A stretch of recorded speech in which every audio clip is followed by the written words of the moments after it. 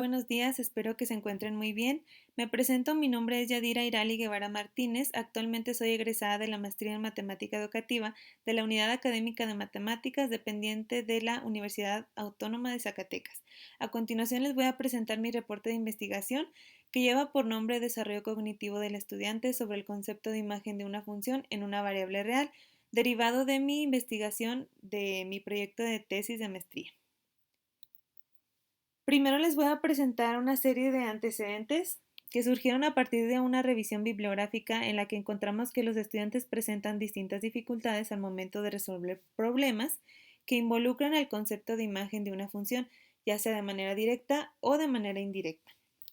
Para esto hago dos clasificaciones. La primera es aquellas investigaciones de los conceptos relacionados con la imagen de una función bajo diferentes perspectivas teóricas, en la que Toll y Bakar en el 92 mencionan que un aspecto que tiene que ver con lo cognitivo es el hecho de que algunos conceptos simplemente los pasamos por desapercibidos, pues aunque se enseñe sobre conceptos generales como el dominio en el que se define una función y el rango de posibles valores, parece ser que estos conceptos no se quedan en la memoria de los estudiantes. Guzmán en el 98 realizan una investigación sobre funciones y al final realizan un cuestionario que se aplica a los estudiantes. Y en la pregunta en la que se pide obtener el rango de una función es el que causa mayor dificultad para ellos. Dorco y Weber en el 2014 hacen una investigación sobre la generalización de funciones de dos dimensiones a multivariable. Y se menciona que el cómo los estudiantes generalizan un concepto aprendido con funciones de una variable a significado para funciones multivariables dice mucho sobre la comprensión que el estudiante tiene de este, y realmente los estudiantes presentan dificultad porque no están bien comprendidos estos conceptos. La otra clasificación son las investigaciones de los conceptos relacionados con la imagen de una función bajo la teoría POE, que es la que yo utilicé para mi investigación. Aquí Martínez Planel y Trigueros 2009 encontraron en su investigación que algunos estudiantes tuvieron dificultad para obtener el dominio y el rango de una función cuando ésta se daba en su representación gráfica, tabular o algebraica. Por otra parte, Martínez Planel y Cruz 2016 mencionan que la restricción que se necesita hacer para que una función inversa tenga sentido involucra la comprensión del dominio y el rango de una función. Y pues bueno, ellos en esta investigación que trata sobre funciones inversas definen una estructura mental llamada proceso rango y resultó ser la que causó mayor dificultad para los estudiantes entre todos los procesos anteriormente descritos. Y ellos mismos mencionan que entonces una concepción del proceso del rango requiere atención explícita y no se derivará de la mera declaración de una definición formal. Van Silal, Prickler y Trigueros 2017 mencionan en su investigación que realmente los estudiantes tienen problema con el propio concepto, pues tienen dificultad con la notación usada y más específicamente con el uso de cuantificadores. Presentaron también inhabilidad para distinguir entre un conjunto y los elementos de un conjunto, así como confundir los conjuntos dominio y rango con los elementos de este. Entonces, podemos decir que la problemática de la enseñanza y aprendizaje de funciones es extensa y de hecho ha sido estudiada, pero lo que hace falta estudiar es la imagen de una función. De esta manera, puedo decir que mi problema es que el concepto de imagen de una función causa dificultad en los estudiantes y parece ser que no se le da el énfasis que requiere. Como dado que no encontramos investigaciones que se centren en atender a estas dificultades de este concepto, consideramos necesario analizar cómo es que los estudiantes lo construyen. Por eso, mi pregunta de investigación es cuáles son las estructuras y mecanismos mentales que los estudiantes de licenciatura en matemática pueden desarrollar para comprender el concepto de imagen de una función en una variable real. Para esto, mi objetivo general es describir las estructuras y mecanismos mentales necesarios para que los estudiantes de licenciatura en matemáticas puedan construir el concepto de imagen de una función en una variable real. Entonces, mis objetivos particulares serían describir hipotéticamente las estructuras y mecanismos mentales que se requieren para construir el concepto de imagen de una función en una variable real, caracterizar las estructuras y mecanismos mentales que poseen los estudiantes al construir el concepto de imagen de una función y validar o refinar la descomposición genética preliminar. Para esto utilicé el marco teórico metodológico APOE. acrónimo de acción, proceso, objeto y esquema. Este marco teórico se utiliza para explicar cómo es que los individuos construyen mentalmente su entendimiento de los conceptos matemáticos. Tiene la postura de que si un estudiante cuenta con las estructuras mentales previas de un concepto, pues va a lograr la construcción del nuevo concepto. Esta teoría se reformuló a partir de las ideas de Piaget sobre la educación, más específicamente la abstracción reflexiva, que es el mecanismo principal por el cual todas las estructuras lógico-matemáticas se desarrollan en la mente del individuo. Entonces, esto fue lo que a Dubinsky le llamó la atención y le pareció ideal para aplicarlo en el nivel educativo superior. Es por esto que en el 91 Dubinsky analiza 5 tipos de abstracción reflexiva o mecanismos mentales. Dichas estructuras y mecanismos mentales son los siguientes. Se dice que el concepto se concibe primero como una acción sobre objetos previamente construidos. Una acción se considera como una transformación externa. Esto se refiere a que el estudiante necesita una ayuda externa, digamos del profesor o de una guía de pasos, porque si no lo hace de esta manera no lo puede realizar. Pero cuando el estudiante ya es capaz de realizar estas acciones sin la necesidad de ver paso por paso, es decir, cuando ya lo reflexiona, esta repetición de pasos, se dice que lo interioriza en un proceso. Un proceso hace básicamente lo mismo que la acción, pero se dice que aquí está totalmente en la mente del individuo. Estos procesos pueden ser encapsulados en un objeto, cuando queremos aplicarle una acción a un proceso. Entonces aquí se dice que pasamos de lo dinámico, es decir, aquello que cambia y evoluciona, a lo estático, es decir, cuando ya se ve como un todo. De esta misma manera, el objeto puede ser desencapsulado en el proceso que le dio origen. Para, de esta manera, coordinar este proceso con otro proceso para volverlo a encapsular. También un proceso puede ser revertido. Y entonces el conjunto de estas estructuras y mecanismos mentales es llamado esquema, el cual es dinámico, hasta que se le quiere aplicar acciones a este. Entonces, cuando ya le queremos aplicar acciones, sería nuestro nuevo objeto con el que empezamos. Es decir, empezaríamos desde aquí con un objeto más complicado que con el que se inició. Por eso se dice que la construcción del conocimiento matemático no es lineal y que implica un enfoque de aprendizaje en espiral. Entonces, bueno, una investigación que utiliza el marco teórico de APOE utiliza su propio ciclo de investigación, que inicia con un análisis teórico en el que se analizan distintos libros de texto, la experiencia del profesor o investigaciones en donde se evidencian dificultades que presentan los estudiantes para así poder obtener un modelo hipotético que es la descomposición genética. A partir de aquí se hace un diseño e implementación de un modelo de enseñanza, pero nosotros vamos a utilizar el ciclo modificado. Utilizamos el ciclo modificado en el que la segunda componente se modifica y en vez de ser un diseño e implementación de un modelo de enseñanza, se hace un diseño e implementación de instrumentos. Para a partir de aquí obtener datos que nos permitan analizar bajo la lente de la descomposición genética. Es decir, ver realmente si las estructuras que mostraron los estudiantes coinciden con las que nosotros propusimos en la descomposición genética. Entonces, la descomposición genética es un modelo hipotético que describe las estructuras y mecanismos mentales que un estudiante podría necesitar para aprender algún concepto matemático específico. Después de este análisis, vimos que las estructuras previas que el estudiante va a necesitar para construir este nuevo concepto es el proceso conjunto, esquema de cuantificador de un solo nivel, proceso de función y objeto de número real. La genética preliminar es la siguiente. La acción de imagen de una función va a comenzar cuando un estudiante evalúa una función en valores específicos. Esto se va a interiorizar cuando el estudiante reflexione sobre esta repetición. Es decir, primero le vamos a dar valores específicos para que determine la imagen y luego le vamos a dar como intervalos o subconjuntos hasta que llegue al conjunto.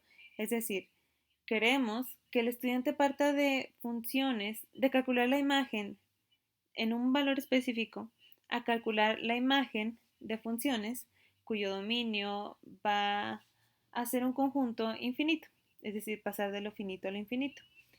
Y procuramos que las funciones propuestas fueran en su registro de representación algebraico y geométrico. Entonces, cuando el estudiante puede de alguna manera recorrer todos esos elementos en el dominio y sacarle su imagen, decimos que el estudiante va a estar en un primer nivel del proceso. Es decir, ya va a ser consciente que la imagen es un subconjunto del contradominio o incluso el propio contradominio. Es decir, aunque el estudiante no nos diga cuál es el rango todavía, ya va a ser consciente de que lo puede obtener, aunque el conjunto dominio sea infinito. Entonces, a partir de aquí el proceso como tal sería cuando, además de que es consciente, lo puede obtener ese subconjunto. Esto lo va a hacer con la acción de comparar sus f de x con un y en el contradominio. Es decir, toma un x, le aplica la función, lo compara con un y ve si son iguales, pues va a ir diciendo que es parte de la imagen, así hasta que reúna todos esos elementos que forman parte de la imagen. Por último, una concepción objeto de imagen de una función será cuando el estudiante sea consciente de que le puede realizar acciones a ese proceso y además es capaz de llevarlas a cabo. Por ejemplo, cuando compara el contradominio con el conjunto de las imágenes para determinar si la función es o no sobreyectiva. Mi diseño e implementación de instrumentos, aplicamos dos instrumentos. El primero fue un cuestionario diagnóstico que constó de 7 situaciones problemáticas, aplicado a 14 estudiantes de la clase de cálculo diferencial que no eran repetidores. Se aplicó el 4 de marzo del presente año y duró aproximadamente una hora. A partir de este cuestionario diagnóstico, se eligió a los estudiantes a los que se les iba a aplicar el segundo cuestionario. El cuestionario con audio le llamamos así, pero inicialmente era la entrevista semiestructurada. Se le mandó a los estudiantes por causas ajenas, como si fuera un cuestionario, y se les pidió que, conforme lo contestaban, mandaran audios de lo que estaban pensando justo en ese momento, cuando resolvían cada situación problemática. Este cuestionario constó de 9 situaciones problemáticas, al final solo se aplicó a 4 estudiantes, que fueron los que mostraron las estructuras mentales previas, y se les envió el 27 de mayo. Del cuestionario diagnóstico se obtuvo una tabla, ya que el análisis se hizo por estudiante. Entonces, con palomita está aquellos estudiantes que sí tenían o no la estructura, una tacha si no, NR significa que no respondió, NJ que no justificó. Entonces, de esta manera, el segundo cuestionario se aplicó al estudiante 6, 8, 10 y 14. Entonces, mi análisis de este segundo cuestionario con audio nos permitió ver que realmente sí aparecieron las estructuras mentales que propusimos en la descomposición genética preliminar. Por ejemplo, para acción, para esta estructura propusimos el problema que aparece ahí. Damos la función 1 menos x cuadrada, le damos valores específicos y le preguntamos si puede calcular la imagen de cualquier número real y cómo lo haría. Esto con la intención de que ya fuera como interiorizando la acción. Y bueno, pues en la figura 3 se puede ver que el estudiante 8 realmente hace muy bien lo que se pide en esta estructura, ya que evalúa en cada punto la función. Y esto lo rectificamos con lo que hice en su audio para este problema. Dice, para calcular la imagen de los valores que se plantean, lo único que hice fue cambiar el valor de x por el valor de los que están ahí propuestos. Y pues ya, dice, por ejemplo, la imagen de 1 sería 0. Para la interiorización, como les mencioné, tratamos de usar funciones en su registro de representación algebraico y gráfico. Entonces, ahí se les dio solamente ese gráfico y se les preguntó qué valores de x tienen imagen y cuáles son las imágenes de estos valores. Para esto, el estudiante 6 nos mencionó que serían los x tales que x es menor que x sub 0. Y menciona las imágenes de los valores son los y tales que existe un punto de la forma x, y que pertenecen a la gráfica de la función. Entonces, este estudiante sin problema pudo responder esta situación. Para el primer nivel de proceso, propusimos, bueno, uno de los problemas propuestos fue esta situación. en el que se da la gráfica de la función parte entera y se le pregunta por la imagen de esos intervalos, 1 y 2, abierto y cerrado. Y se le pregunta, ¿se puede calcular la imagen de cualquier intervalo? Entonces, si su respuesta es sí, ¿por qué? Y si no, pues justifique. Y el estudiante E8, 8, responde que sí puede obtener la imagen de cualquier intervalo. Y él menciona que es porque ya que a cada valor que se tome de la función asigna la parte entera menor.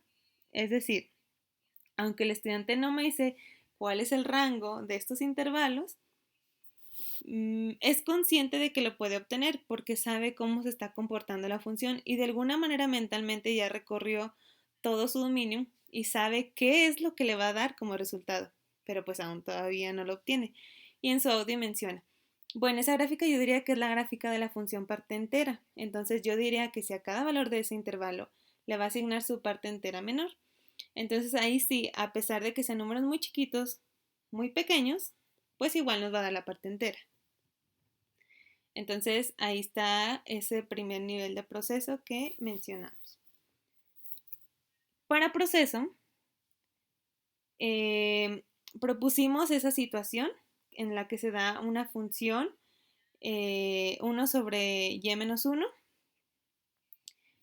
y le pedimos que determine el rango de la función.